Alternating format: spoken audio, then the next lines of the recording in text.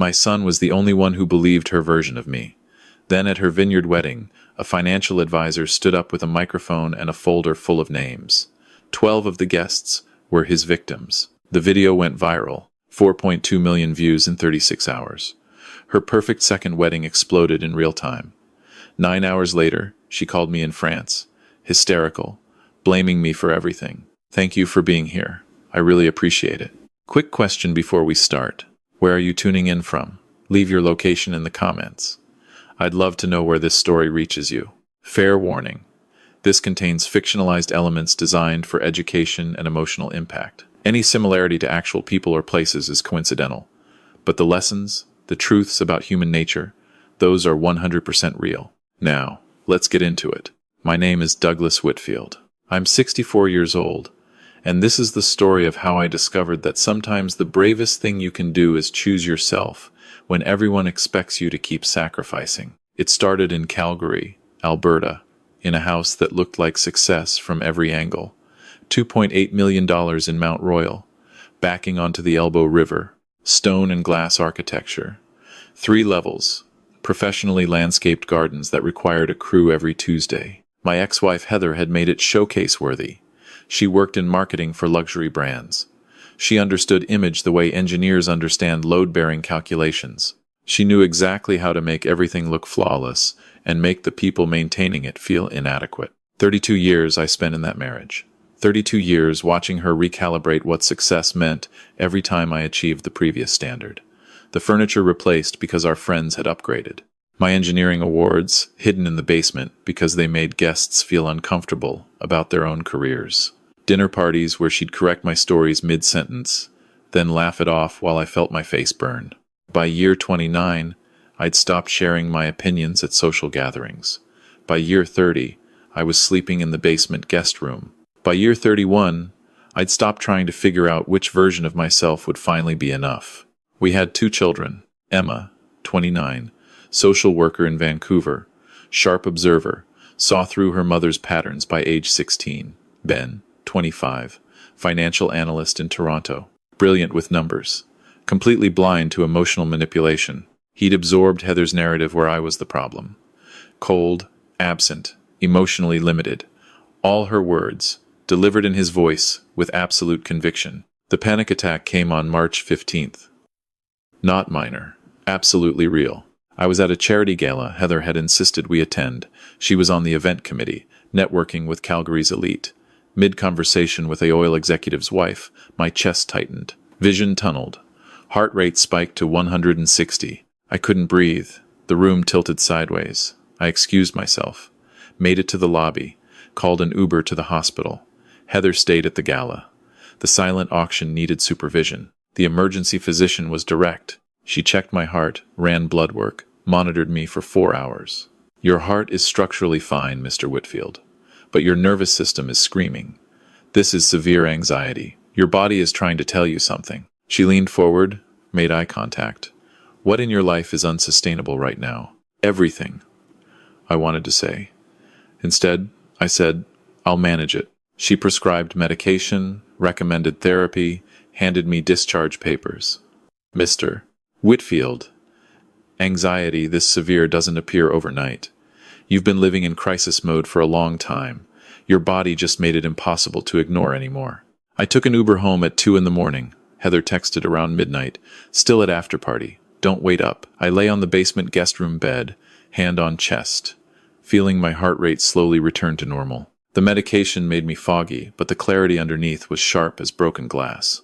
I could keep medicating my way through this marriage, or I could remove myself from what was causing the crisis. The question was simple. Did I want to survive this, or did I want to actually live? The panic attack was acute. The realization was seismic. Lying in that hospital bed, I understood I'd spent 3 decades engineering my own disappearance, making myself smaller so Heather could expand. My body had just issued an emergency shutdown. I couldn't ignore it anymore. The discharge took 30 minutes. I signed papers with a hand that shook less than it had in months. Walking out into March cold, I felt something I hadn't felt in years. Possibility. I drove home slowly, watching Calgary's skyline against the Rockies. I'd built infrastructure here, Bridges, water treatment facilities, highway overpasses, created things that would outlast me. But I couldn't build a marriage that didn't require me to disappear. That night, Heather came home at 3, complained about the event coordinator's incompetence, never asked why I'd left early. I didn't tell her. The next morning, I started planning the way I'd planned every major project. Methodically, quietly, leaving nothing to assumption. 8 months. That's what I gave myself. March through November. The engineering firm I'd co-founded had been acquired 2 years prior for $6.3 million. My share after taxes was $3.8 million. I created an irrevocable trust. $1.9 million, Emma as trustee, her name exclusively. Heather couldn't access it, couldn't contest it, legally airtight. $1.2 million went into separate accounts. Offshore bonds, dividend funds, currency diversified. My passive income would generate $68,000 annually. Provence living expenses would run around $4,000 monthly. The mathematics worked perfectly. The house was more complex, worth $2.1 million, mortgage-free. I'd paid it off 5 years earlier using my acquisition money. Heather had chosen every fixture, every paint color, every piece of furniture. She'd built her perfect stage. I signed it over to her completely in a quitclaim deed. The house, the cars, the art, the designer, everything. All hers. But there was a detail she missed because she never read financial documents carefully. She'd inherited $400,000 from her father 3 years ago. I'd suggested she invest it. She chose a multi-level marketing company, selling wellness products. High-end inventory, recruiting structure, promised returns. I'd advised against it. She called me risk-averse and unambitious. I invested it for her anyway, in her name, fully documented. It lost $320,000 over 2 years before the company collapsed. That loss was legally hers. The tax implications were hers. The worthless inventory in our garage was hers. I made sure every document had her signature. France's long-stay visa required proof of income and health insurance. I qualified easily. Found a stone cottage outside Gordes through an expat rental network. €800 monthly, lavender views, walking distance to the village center. Set up French banking, international health coverage, bought Rosetta Stone for French. Studied 2 hours daily. November, I told Emma, over lunch in Kensington. Laid out everything. The trust, the plan, the departure date. She listened, then reached across the table. Dad, you should have done this a decade ago. I know. Ben's going to be devastated. I know that too. She stirred her coffee slowly. I'll be here for him. He'll need time to understand. Maybe years. I nodded. Years I'd spend healthy, free, finally breathing without my chest tightening. I didn't tell Ben. At 25, he worked at the same investment firm where Heather's new social circle operated. He believed her version of reality completely. Maybe he needed to. Children choose their narratives for complicated reasons. Divorce papers filed quietly through my attorney in October. Heather would be served after my departure. November 20th arrived cold and clear. 4:30 in the morning. I dressed in darkness, carried 2 suitcases downstairs. 32 years compressed into 120 pounds of luggage. I left the papers on the kitchen island under her favorite coffee mug. The house is yours. The investments are documented. I'm gone. Keys beside the papers. I called an Uber at 5. No ceremony. I simply closed the door and left. The flight went through London. 14 hours total. Somewhere over the Atlantic, drinking terrible airline tea, I watched sunrise paint clouds, copper and gold. My chest didn't hurt. The tightness I'd carried for years had lifted. I wasn't managing anxiety anymore. I'd removed its source. By the time Heather found my note, I was over France. Emma would call her, explain what could be explained. Ben would be angry. I'd spent 32 years trying to be enough for Heather. I wouldn't spend another day proving myself to anyone who'd already decided I was insufficient. 7 months later, her new marriage would force another choice. Protect my son from public humiliation or stay silent. I chose truth. The Provence morning came with church bells from Gordes and the smell of fresh bread drifting up from the boulangerie below. 6 months in, I'd built a routine I barely recognized in the best possible way. No performance anxiety. No social obligations requiring scripts. No one critiquing my word, choices, or achievements. My cottage in Gourds had thick stone walls and shutters that opened to lavender fields stretching toward the Luberon Mountains. Mornings I'd hike the trails around Senanque Abbey, then have coffee at Michel's Café. He was 68, patient with my improving French, never asked about my past. That's what I loved about Provence. People cared more about how you treated the present than who you'd been before. I'd started painting landscapes, badly at first, then less badly. Joined a Thursday watercolor class in nearby Roussillon. My blood pressure dropped to 118/76. I slept 7 hours straight every night. Lost 22 pounds without effort.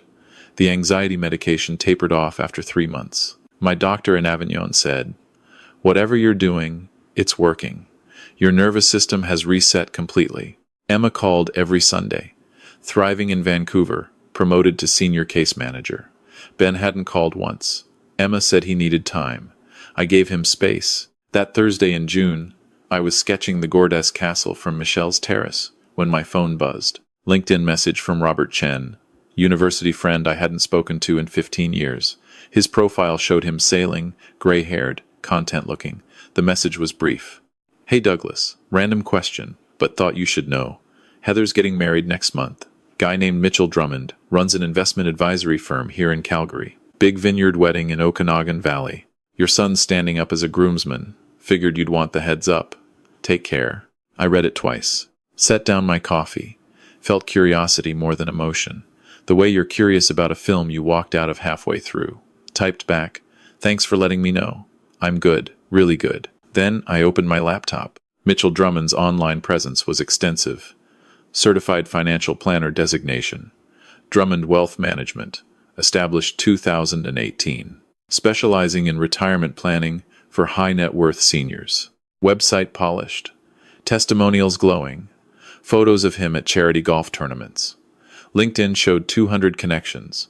Endorsements for financial planning and investment strategy. Instagram had photos of luxury watches, business class flights, Heather on his arm at Calgary Stampede events. I scrolled, my engineering brain doing what it does.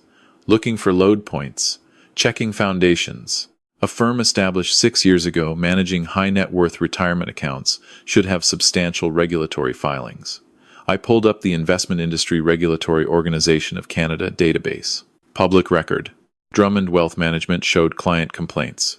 4 filed in the past 18 months. Allegations of unauthorized trading, unsuitable investments for elderly clients, failure to disclose fees. Not enough to shut him down, but enough to pattern recognition. Then I checked business registrations. His firm showed him as sole proprietor, no partners, no oversight board. I sat back, watching tourists wander Gourdes's stone streets below. From my table, Provence stretched out in afternoon light, peaceful and golden. Somewhere in Calgary, Mitchell was posting photos of engagement champagne and designer suits. And somewhere in Toronto, my son thought this man was worth celebrating. 2 days after Robert's message, I was still researching. Not because I wanted Heather to suffer. I'd moved past that. But Ben's name kept appearing in Mitchell's social media. Tagged photos. Captions calling him my future stepson and best man. My son was about to publicly endorse someone whose regulatory record showed a pattern. I'd spent 32 years reading structural calculations. You learn to see what's missing, not just what's presented. Mitchell Drummond's public filings showed one picture. The gaps between them showed another. IIROC complaints weren't conclusive, but they were smoke. I dug deeper. Court records showed 2 civil suits, settled out of court. Elderly clients alleging their retirement accounts had been depleted through high-risk investments they hadn't authorized. Settlements included non-disclosure agreements, but the case numbers were public. I traced his business structure. Drummond Wealth Management operated as a sole proprietorship, but bank records I accessed through professional databases showed concerning patterns. Large transfers between client accounts. Money moving in circles. Classic signs of covering shortfalls. He was using new client deposits to pay returns to old clients. The structure was textbook Ponzi. The regulatory investigation was already underway. I found it buried in IIROC enforcement proceedings. Preliminary investigation opened April 20th, 2024. Focus on potential securities fraud, misappropriation of client funds, and operating an unregistered investment scheme. The investigation was confidential, but court filings in related civil cases referenced it. I closed my laptop and walked to the village square, sat on the stone wall overlooking the valley. The sun was setting, painting lavender fields, purple and gold. Somewhere in Canada, Mitchell was planning a wedding, posting Instagram stories about love and future. And somewhere in Toronto, my son believed this man represented success. My phone rang. Emma, calling from her Vancouver office. Dad, I've been digging into this Mitchell person too. I know social workers. We have access to elder abuse databases. He's been reported twice for financial exploitation of seniors. Nothing criminal yet, but the pattern is clear. How many victims? From what I can find, at least 23, mostly aged 65 to 85. Total losses probably around 3.6 million. Some of these people mortgaged their homes to invest with him. I felt my chest tighten. Not anxiety this time. Anger. Clean and focused. Emma, is Ben involved in the wedding? He's the best man, Dad. He's been posting about it. Called Mitchell a mentor, a role model for ethical wealth building. The firm Ben works for is conservative. If this comes out with Ben in wedding photos standing next to Mitchell, they'll question everything. Exactly. I tried talking to him last week. He shut me down completely. Said I was jealous of Mom's happiness. Said I was acting like you, cold and judgmental. That hurt more than I expected. Emma, I can't control Heather's choices. But Ben's about to make a public mistake. The IIROC investigation goes public in August, 1 month after the wedding. When that happens, everyone in those photos will face questions. After we hung up, I stood on my cottage terrace watching stars appear over the Luberon. I couldn't stop the wedding, couldn't force Ben to see what he wasn't ready to see, but I could ensure truth had a voice when it mattered. I scrolled through my contacts, found a name I hadn't used in years, Dr. Patricia Chen, financial forensics expert, former RCMP commercial crimes investigator, now private consultant based in Vancouver. 8 years ago, I'd helped her pro bono on a municipal infrastructure fraud case. She'd said if I ever needed anything, call. I called. Douglas Whitfield. Patricia. It's been years. How are you? I'm well. Living in France now, actually. Retired from the chaos. She laughed. Smart man. What can I do for you? I need someone with credibility to ask questions at a wedding. Someone who can present facts without hostility. Make people think, not react. Long pause. Tell me more. We switched to video. Patricia's office had Vancouver Harbor visible through the window, certificates lining the walls. She looked like someone who'd spent decades earning trust. I explained everything. The IIROC investigation, the victim count, the pattern, Ben's involvement. She listened without interrupting. I know the Okanagan Vineyard wedding circuit. I consult there sometimes on fraud prevention for wealthy families. What are you thinking? Someone credible who could raise concerns publicly. Frame it as protective, not accusatory. Make the guests aware so they can verify their own investments before it's too late. Patricia leaned back. There's a financial planner I know.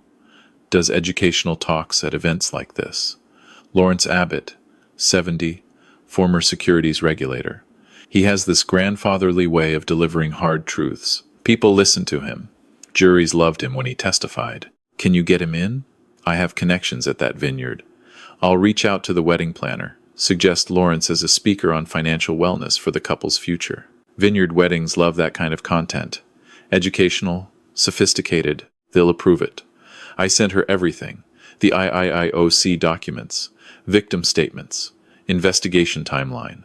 Lawrence would weave them into concern, not accusation. Make people check their own accounts.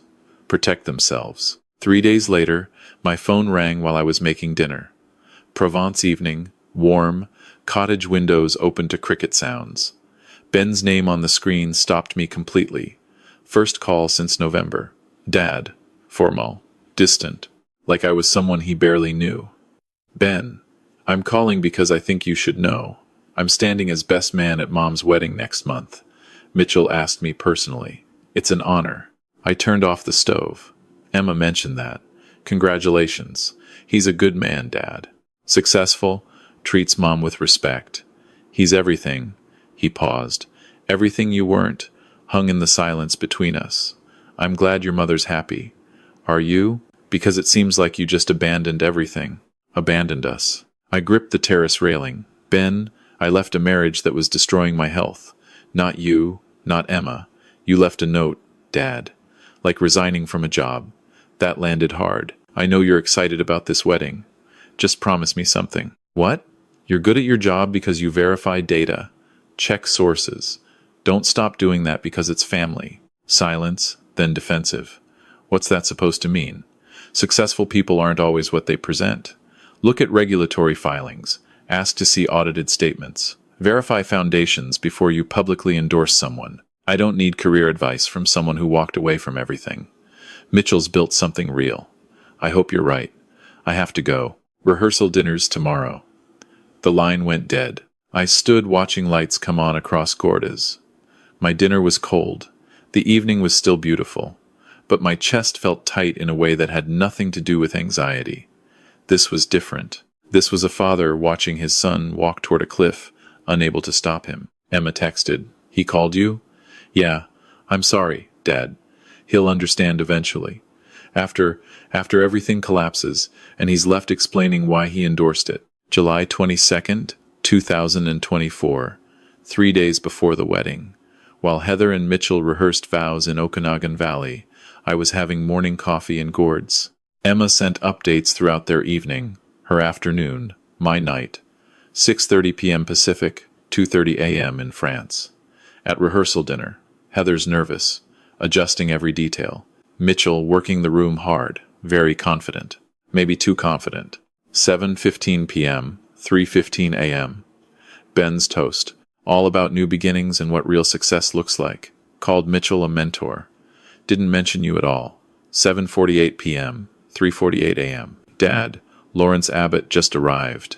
He's perfect. 70. Distinguished. Looks like everyone's favorite grandfather. Suit probably costs more than my car. 8:05 p.m., 4:05 a.m. Lawrence introduced himself to Mitchell as old family friend, knew Heather's cousin years ago. Complete fiction, but he's so genuine. Mitchell welcomed him warmly. No suspicion. 8:22 p.m., 4:22 a.m. Wedding planner asked about Lawrence. Patricia vouched perfectly. Said he does financial wellness talks. Suggested a toast about building strong financial foundations for marriage. Planner loved it. Approved for reception speeches. 8:50 p.m., 4:50 a.m. Heather talked to Lawrence for 15 minutes. She has no idea who he is, but she's performing gracious host perfectly. Lawrence is charming her completely. 9:30 p.m., 5:30 a.m. Rehearsal ending. Lawrence mingled flawlessly. Mitchell relaxed now, drinking wine, arm around Heather. He has no idea what's coming. Dad, Ben's going to be devastated tomorrow. You sure about this? My phone rang. 5:35 a.m. Gord's time. I took it on the terrace, village still sleeping below. Riley, whispering from the vineyard parking lot. Lawrence is flawless. He told stories about Okanagan wine history that sounded so authentic everyone believed him.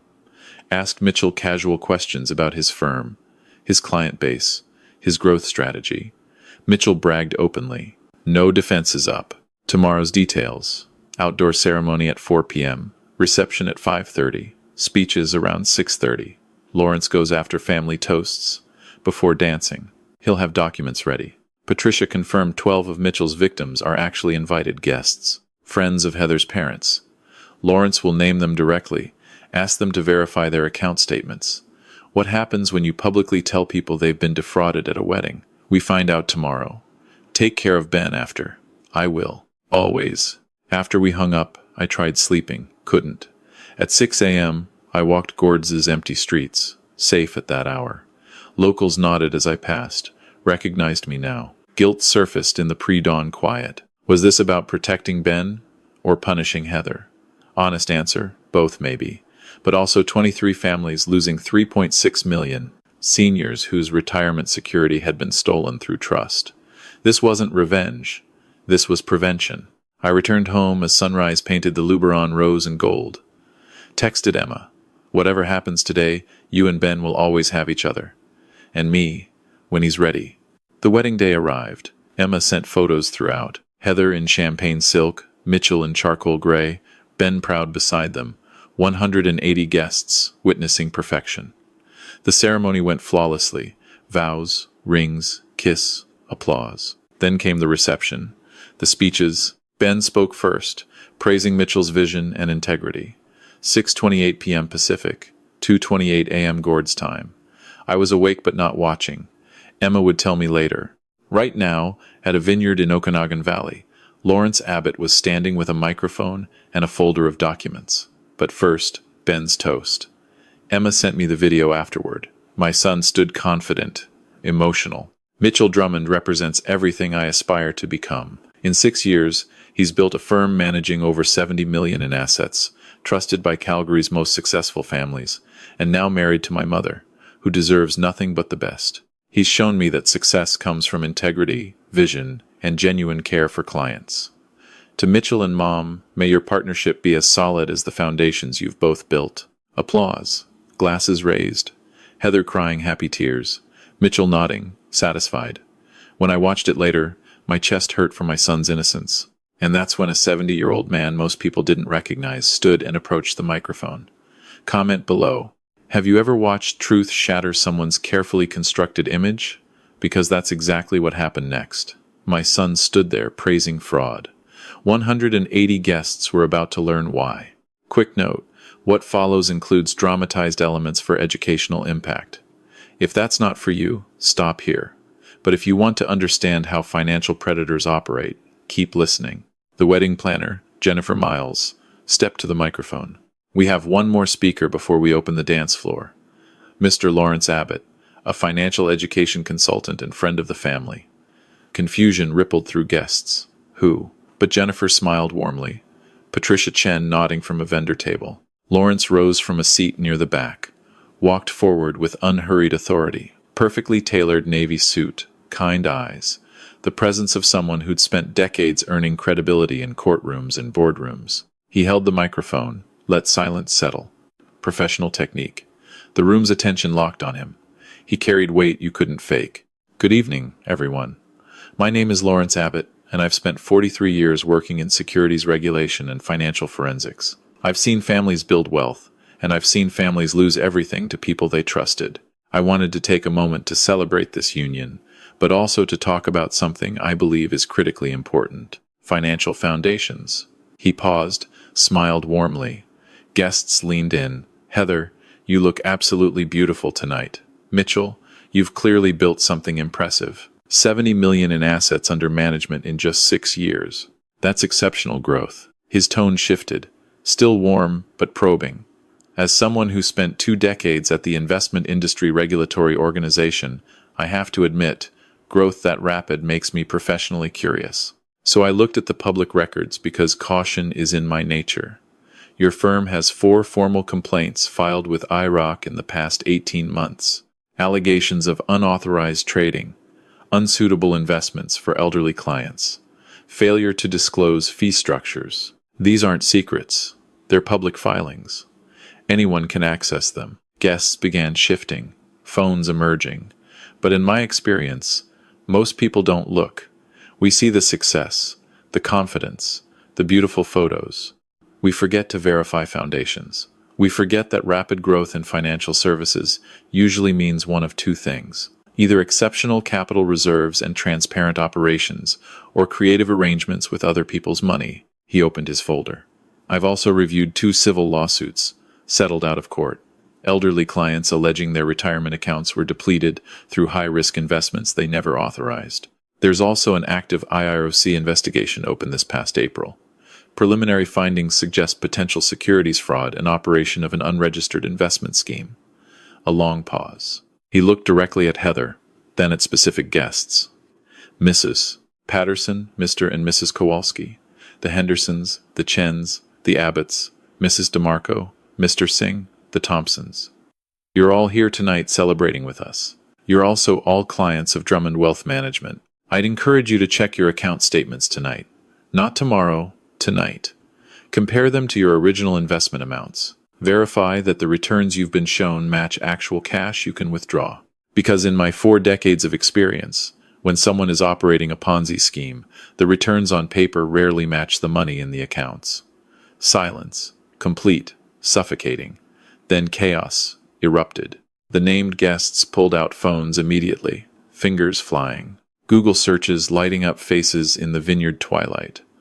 Others searched Mitchell Drummond, Rock, Drummond wealth complaints. Mitchell's face went crimson. He stood, moving toward Lawrence. Jennifer rushed forward. Security appeared. Heather stood frozen. Then her face crumpled. She ran toward the vineyard building, heels catching on grass, cameras everywhere, phones recording from every angle. Groomsmen exchanged confused looks. Ben stood there, his world fracturing in real time. My phone rang at 2:43 a.m. Gord's time. I stared at Heather's name for 4 rings. Answered. Her voice was fury and panic woven together. You did this. You planted him. You destroyed my wedding because you can't stand to see me happy. I let her finish. The accusations, the rage, the betrayal script I'd heard for 3 decades. When she finally ran out of words, I spoke quietly. Heather, I'm sitting on a terrace in Provence. It's almost 3 in the morning. I don't know who that man is, but maybe someone finally asked the questions you should have asked before marrying him. Maybe someone cared enough about those elderly people to warn them before they lost everything. Silence. Then a sound, half sob, half scream. The line went dead. I set the phone down, looked out at Gordas's ancient stones glowing under moonlight. 4,000 miles away, her perfect wedding was unraveling, and I felt nothing but relief that I wasn't part of that chaos anymore. I didn't watch the video until the next morning. By then it had 600,000 views. 24 hours later, 2.8 million. 48 hours, 4.2 million. The internet never forgets, and it never forgives. I woke at 7 a.m. Gord's time, July 26th. Messages from Emma were waiting. It's everywhere, Dad. Every platform. Current views 712,000 and climbing. I opened the link. Video posted by a wedding guest. Caption. This wedding toast just ended a marriage before the honeymoon. Lawrence's entire speech. Audio crystal clear thanks to the venue's sound system. 4 minutes and 32 seconds. View count updating in real time. The comments exploded. The way he said creative arrangements with other people's money. Chills. Imagine Googling your financial advisor during your mom's wedding reception. This man chose protecting seniors over social comfort. Respect. Heather's face at 3 minutes 12 when she realizes everyone's searching his name. May your partnership be as solid as the foundations you've built is the most polite devastation I've ever heard. By noon Gorda's time, 1.4 million views. By evening, 3 million. Compilation videos appeared. Most devastating wedding speeches. Memes using Heather's frozen face, Mitchell's crimson fury, Ben's bewildered expression. Online forums dissecting the IROC filings Lawrence mentioned. News coverage started. Calgary outlets, business blogs, CBC investigative unit. Emma kept me updated on the immediate fallout. Within 24 hours, RCMP Commercial Crimes Unit opened a criminal investigation. Securities fraud, theft over 5,000, fraud affecting the public market. All of Mitchell's accounts frozen pending investigation. The victim group, now connected through the wedding video, retained class action counsel. 27 confirmed victims, total documented losses 4.1 million. Clients demanded immediate account access, discovered paper returns didn't match actual holdings. 3 of Mitchell's staff quit immediately, provided evidence to investigators. Within 48 hours, Mitchell's business license suspended by IIRC. His brokerage shut down, office sealed. Victims discovered he'd been using new client money to pay false returns to existing clients for at least 3 years. His assets, court order froze everything pending restitution. His lawyer issued a statement vigorously denying all allegations. Mitchell himself, no public appearances, not answering calls. Emma tracked Heather's situation too. Her marketing firm, emergency meeting. 3 clients paused contracts after the video. Social media now private but screenshots circulating everywhere. Friends maintaining distance, social isolation in Calgary's tight circles. Heather's response, called Emma hysterical, blamed me exclusively. Emma's response, Dad's in France. Mom, he didn't do anything, but you should have verified who you were marrying before the wedding. July 28th, Ben called me. His voice completely broken. Dad. Ben. Mitchell's firm. It's under criminal investigation. RCMP charges. The wedding video. It's at 4 million views. I'm in it, Dad. Praising him, calling him ethical. My firm called me in, asked about my relationship with Mitchell, whether I knew about the fraud. They've seen the video. Everyone's seen it. What did you tell them? The truth. That I didn't know. That I should have verified but didn't. That I trusted the wrong person. Long silence. You tried to warn me the night before. You said verify foundations. I called you judgmental. I said you were just like always, cold and critical. I'm sorry, Dad, for everything, for not listening, for believing Mom's version, for the things I said. Your voice broke. I know, son, I know. We talked for 90 minutes. Ben asked about France, my health, my life. I was honest. I'm healthy, happy, peaceful. I paint badly. I drink good wine. I sleep through the night. I haven't had a panic attack since I left Calgary. That's good, Dad. You deserved that. I'm sorry it took me this long to see what she did to you. Plans formed. Ben would visit Gordes once things settled at work. Me, the door's always been open. After we hung up, I stood on my terrace watching evening light paint lavender fields gold. Swallows darted overhead. Somewhere in Calgary, my son was processing hard truths. Somewhere else in Calgary, Heather's perfect image was dissolving under scrutiny. Mitchell's empire was collapsing under investigation. And me, I was 4,000 miles away, healthy, free, finally at peace. Justice wasn't about revenge. Justice was truth finally spoken out loud where it couldn't be ignored anymore. 14 months later, September 2025, I'm sitting on the same terrace where this story began. The Luberon hasn't changed. Gordes hasn't changed. But everything else has. Mitchell Drummond was criminally charged in November 2024. 18 counts, including fraud over $5,000, theft, and operating an unregistered investment scheme. His trial lasted 6 weeks in May 2025. Guilty on 16 counts. Sentenced in August to 14 years, federal prison. No parole eligibility for 7 years. His assets liquidated. Victims recovered 41 cents on the dollar. He's currently at Bowden Institution, Alberta, inmate number 84,719. Heather was sued by the victim group in October 2024 for $600,000, money Mitchell had gifted her, including a luxury SUV and jewelry purchased from client accounts. She settled for $420,000, couldn't afford to fight it. She sold her Mount Royal house in January for $2.3 million. After paying the settlement, legal fees, and tax on the MLM losses I'd invested for her, she netted $308,000. She moved to Kelowna, working as marketing coordinator for a local winery at $62,000 annually. Her Calgary social circle dissolved completely. She called Emma once asking for money. Emma said no. Ben went through professional review at his firm, cleared of wrongdoing but reputation damaged. Transferred to internal audit.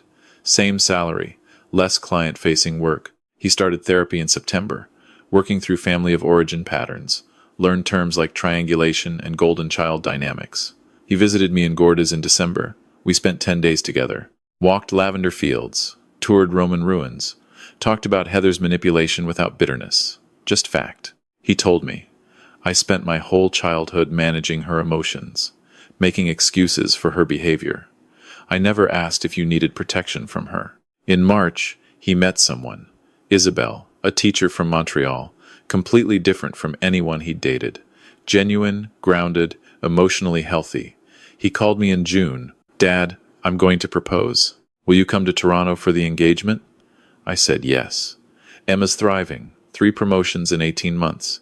Recognized nationally for her work in elder abuse prevention. She calls weekly, visits Gordes every Christmas. We're solid. As for me, my health transformed completely. Blood pressure 114/72. Weight stable at 73 kilograms. No anxiety medication in over a year. I sleep 8 hours nightly. My Gordes doctor said, Monsieur Whitfield, whatever you're doing, continue. Your biomarkers are exceptional for 64. My days found their rhythm. I swim mornings at the community pool. Breakfast at Michel's Café. We discuss French politics now in French. Afternoons I paint. Sold 6 pieces last spring at a Roussillon gallery. Evenings I attend conversation groups. Discuss philosophy, history, Wine. I built a circle here. Expat friends, local artists, neighbors who've adopted me. My investment portfolio grew to 1.3 million, generating 73,000 annually. Expenses run 52,000. I'm comfortable. Content. Deeply, surprisingly happy. I feel no bitterness toward Heather. True indifference. No guilt about leaving. Pride in my children, both of them. No desire for romantic relationship by choice. I'm not lonely. I'm complete. I learned that being alone isn't the same as being incomplete. Heather lost the image she'd traded me for.